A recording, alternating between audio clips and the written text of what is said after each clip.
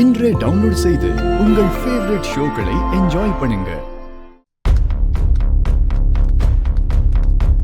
அக்கா, நான் சொல்றேன்ல, வாங்கக்கா, கொஞ்சம் வாங்க.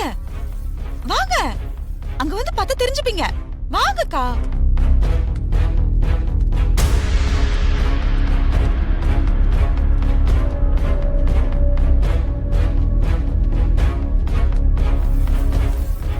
வாங்க வாங்க வாங்க, சீக்கிரம் வாங்க. வாங்க இன்னைக்கு. வாங்கக்கா. அம்மா, இவனுக்கு என்ன இப்போ? என் அவசரம் புரியாம டிஸ்டர்ப் பண்ணிக்கிட்டேன். என்ன அருண்? எனக்கு உங்ககிட்ட சொல்றதுக்கே கொஞ்சம் கஷ்டமா இருக்குதுமா. ஆபீஸ்ல இருந்து சித்தி மேல நிறைய கம்ப்ளைண்ட் இருக்குமா. என்ன கம்ப்ளைண்ட்? அம்மா, இப்பெல்லாம் சித்தி தலைக்கு போற ஹேர் ஆயில் இருந்து காலுக்கு போற செப்பல் வரைக்கும் எல்லாமே ஆன்லைன்ல தான் ஷாப்பிங் பண்றது. அது நான் தப்புன்னு சொல்லலம்மா. ஆன்லைன்ல ஷாப்பிங் பண்ற இவங்க ஆபீஸ் அட்ரஸையும் கொடுத்துட்டு கேஷ் ஆன் டெலிவரி கொடுத்துட்றாங்கம்மா.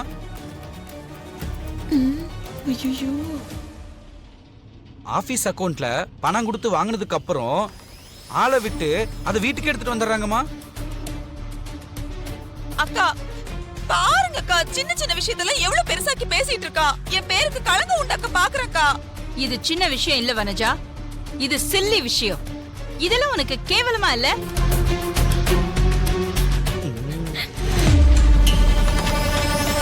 அகிலாவை கூட்டிட்டு வரேன்னு சொன்ன வனஜா ஆண்டி இன்னும் காணுமே.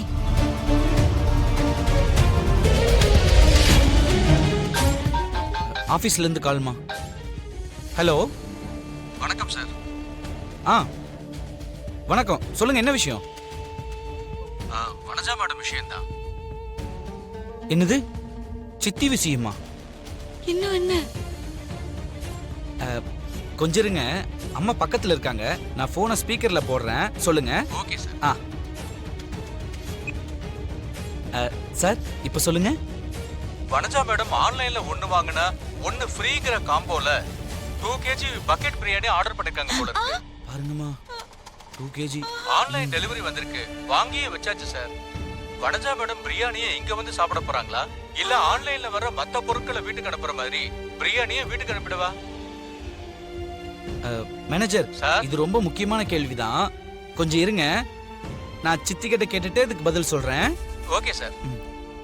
சித்தி, உங்களுக்கு எப்படி சௌரியம்? நீங்க ஆபீஸ் போறீங்களா, இல்ல பிரியாணியை வீட்டுக்கே வர சொல்லிடுவா? அருண், நீ ரொம்ப ஓவரா போறடா. அக்கா, என்னக்கா இதெல்லாம்? நீங்களே பாருங்கக்கா, என் உடம்ப பார்த்தா 2 பக்கெட் பிரியாணி சாப்பிடுற மாதிரி இருக்கா?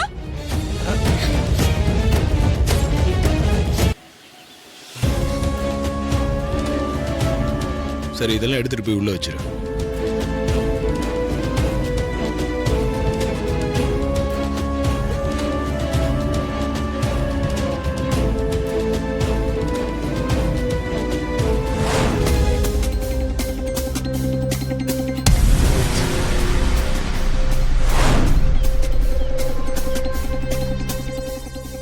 நீங்க அங்க வந்து பார்த்தா நீங்களே தெரிஞ்சுப்பீங்கக்கா. என்னன்னு முதல்ல சொல்லு. அக்கா, சொல்றதை விட நேர்ல வந்து பார்த்தா அது என்னன்னு புரியுமா?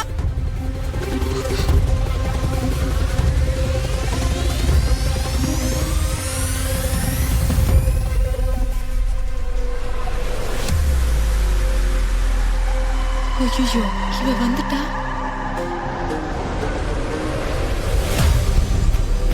இவ எதுக்கு இப்ப வந்தா?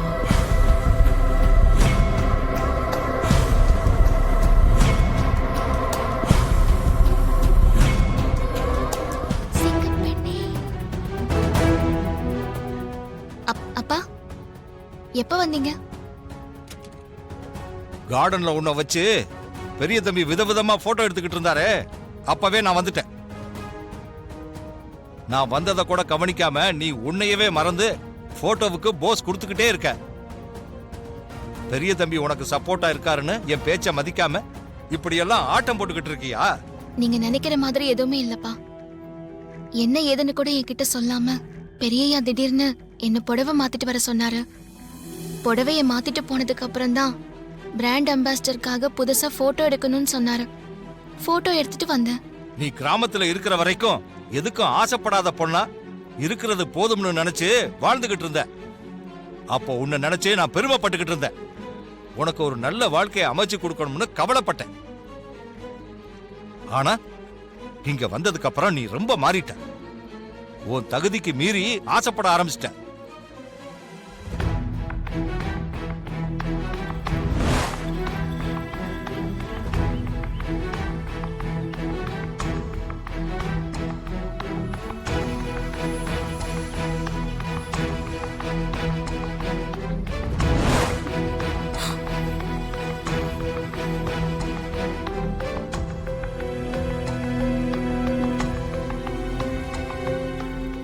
என் வாழ்க்கையில இப்படி ஒரு அவமானத்தை இதுவரைக்கும் சந்திச்சதே இல்ல. ஆதியும் பார்வதியும் சேர்ந்து என்ன நல்லா வச்சு செஞ்சுட்டாங்க ஆண்டி. எல்லாம் உங்களாலதான். என்னாலயா? அகிலா கிட்ட ஆதியும் பார்வதியும் மாட்டி விடுறேன்னு சொல்லிட்டு என்ன அவங்க கிட்ட நல்லா மாட்டி விட்டுட்டீங்க ஆண்டி. இப்ப உங்களுக்கு சந்தோஷமா? மித்ரா, உன் கோவம் நியாயமானதுதான்.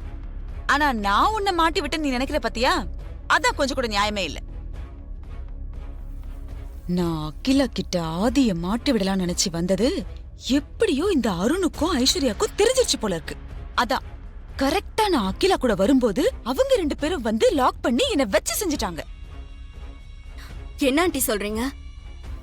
அருணும் ஐஸ்வர்யாவும் உங்களை வச்சு செஞ்சுட்டாங்களா? ஆமா மித்ரா, இந்த வானரம் இருக்கானே அருண், அவன் என்னென்னமோ சொல்லி அகிலா கிட்ட என்ன மாட்டி விட்டான்.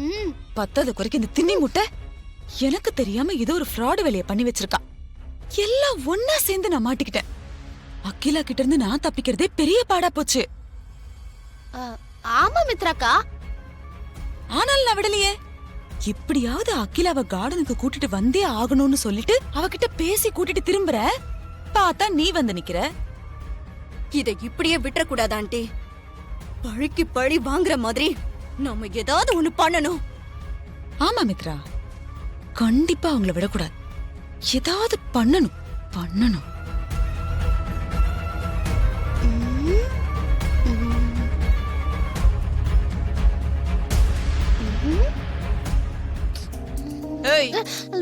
என்னடி பலமா யோசிச்சுட்டு இருக்க?